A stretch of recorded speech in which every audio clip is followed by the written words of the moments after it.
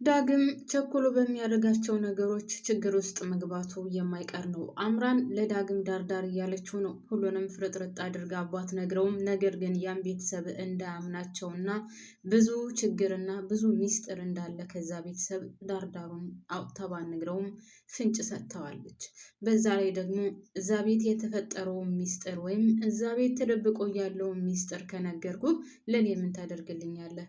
ወይስ አቶ ለይኩን አክሲዮኑን ይሰጠኛል፣ ምናልባትም ኃጢአቱን ያቀልለት እንደው ስትል እንግዲህ ሚስጥሩን ሁሉንም አውጥታ ባትነግረውም ለዳግም ፍንጭ ሰጥተዋለች።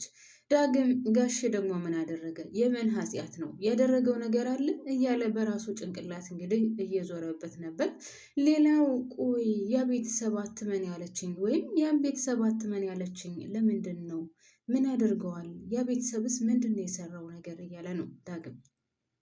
በሌላ በኩል በጣም የሚያሳዝነው እና የሚያመው ነገር ውድ ቤተሰቦች እንግዲህ የምርመራ ውጤቱ ሁላቸውም ናሙና ሰጥተው ነበር። ነገር ግን ለኤሚ የሚሆን ናሙና በጭራሽ አልተገኘም፣ ወይም የነቅሎ ተከላው ነገር ለሷ አልተሳካለትም። እንዴት ከዛ ሁሉ ቤተሰብ ግን አንድም ላይ ሳይወጣ ቀረ?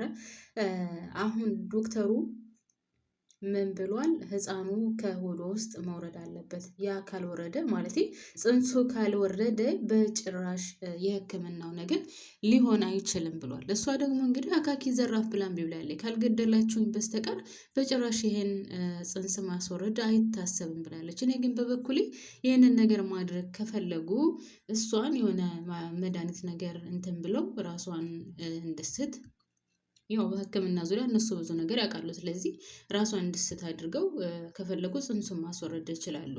ግን እኔ እዚህ ላይ በጣም የገረመኝ ነገር እንዴት አንድም ሰው ከእሷ ተመሳሳይ ይጠፋል? ሲቀጥል ካሁን በኋላ ያው አቶ ለይኩን በገንዘብ የሚሳካ ከሆነ ምናምን ብሎ ጠይቆ ነበር። ነገር ግን በገንዘብ እንደማይሳካ ነው ዶክተሩ ያለው።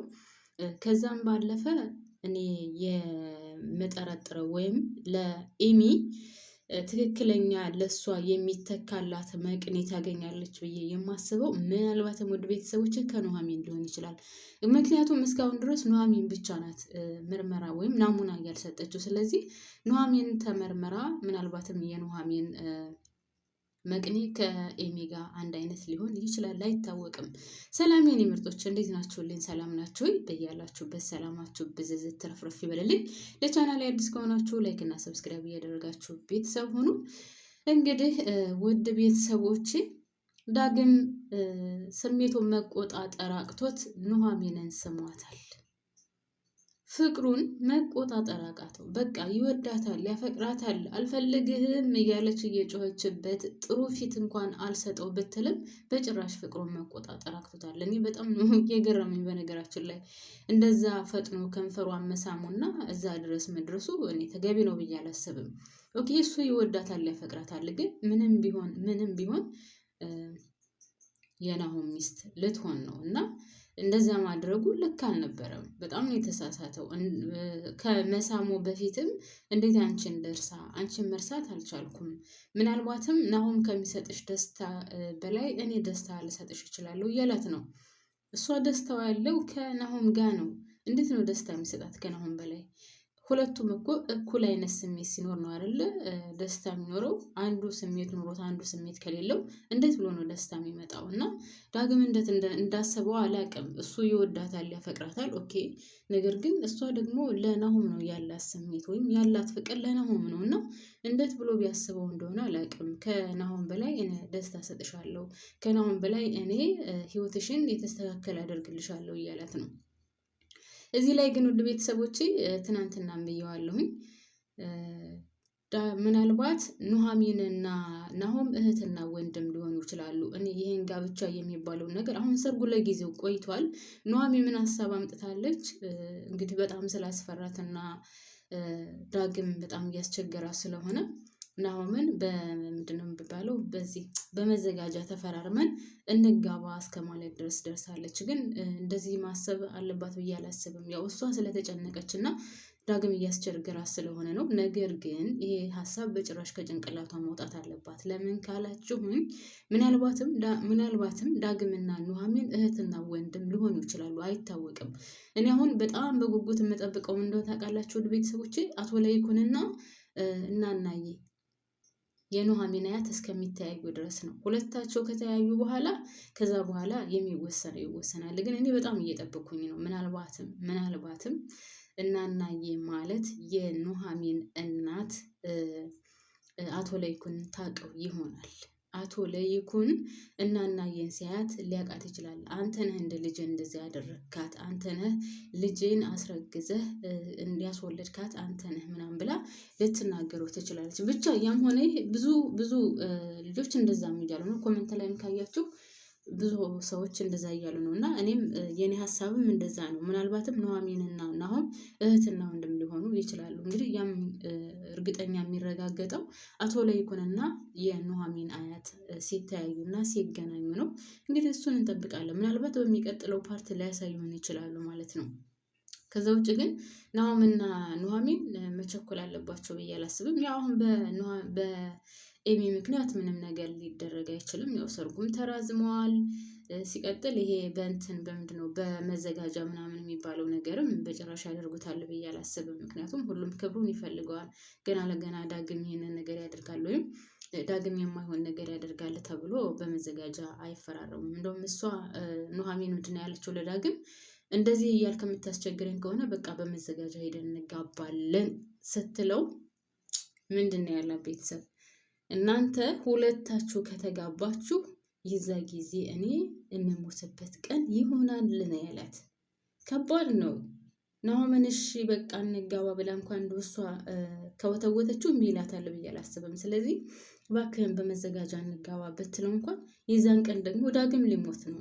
አስባችሁታል? በጣም ከባድ ነው ነገሩ። ሁለት አጥቼ መኖር አልችልም። አባቴን አጥቼ አንቺንም አጥቼ መኖር አልችልም። ስለዚህ አንቺ እሱን የምታገቢ ከሆነ እኔም ህይወቴን አጣዋለሁኝ የዛኑ ቀን ነው ያላት እና ዳግም ምን ድረስ እንደሚወዳትና ምን ያክል እንደሚያፈቅራት በጣም እንትን የሚለው ማለት የሚያሳየው ነገር ግን በዚህ ልክ መሆን አለበት ወይ ነው? እንደዚህ መሆን አለበት ወይ?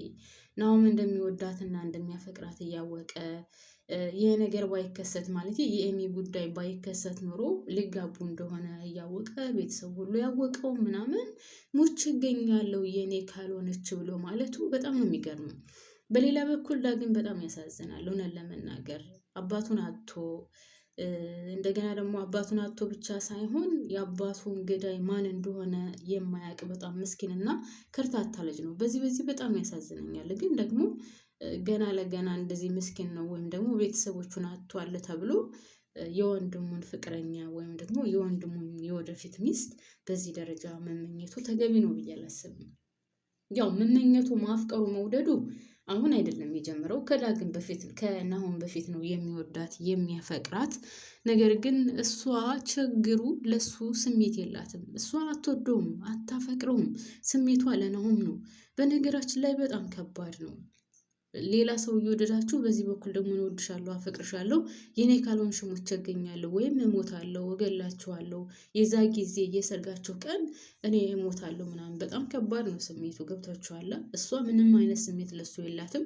ነገር ግን ደግሞ በመካከል ሁለት ወንድምና ወንድም ሊጋደሉ ነው በሷ ምክንያት። እንግዲህ ዛሬ ራሱ ተደባድበዋል፣ ደብድቦታል። ከንፈሯን ሳምኩት ሲለው ሰክሮ መጥቶ ናሆም በጣም ተናዶ ደብድቦታል። ከዛ በፊት እንግዲህ ኑሐሚን በጣም እያለቀሰች ያው በመዘጋጃ ተፈራርመን እንጋባ ምናምን ብለው ነበር እና ነገሩ በጣም ውስብስብ ያለ ነው። በዚያ ላይ አምራን ሰክራ እሱም ሰክሮ እንግዲህ ማለት ዳግም አንድ ላይ ሆኖ እንግዲህ አምራን ሁሉንም ባትናገርም ጫፍጫፉን ነግረዋለች። ያን ቤተሰብ አትመነው፣ አቶ ለይኩን ኃጢአተኛ ነው፣ ምናልባት ለኃጢአቱ እንደሆነው የአክሲዮኑን ድርሻ ለእኔ ይስጠኝ ምናምን እያለችው እንግዲህ ጫፍጫፍ ብለዋለች። ሁሉንም ባትነግረውም በሌላ በኩል እንግዲህ ኤሚ በጣም የራሷን ህይወት የፈለገችው አይመስለኝም። እስከ መቃዠት ድረስ ደርሳለች ማለት ነው።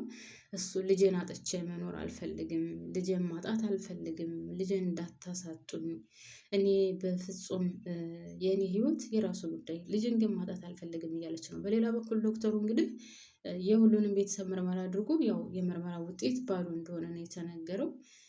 ምን ማድረግ እንዳለበት በጣም ግራ ተጋብቷል። ሲቀጥል ደግሞ ናሆም ሁሉንም ነገር ስላወቀ ወይዘሮ ዝናሽን ጠይቋን ነበር። አዎ ገለነዋል። ነገር ግን አባትህ አይደለም የገደለው፣ እኔ ነኝ የገደልኩት። በቃ የገደልኩትም በስህተት ነው።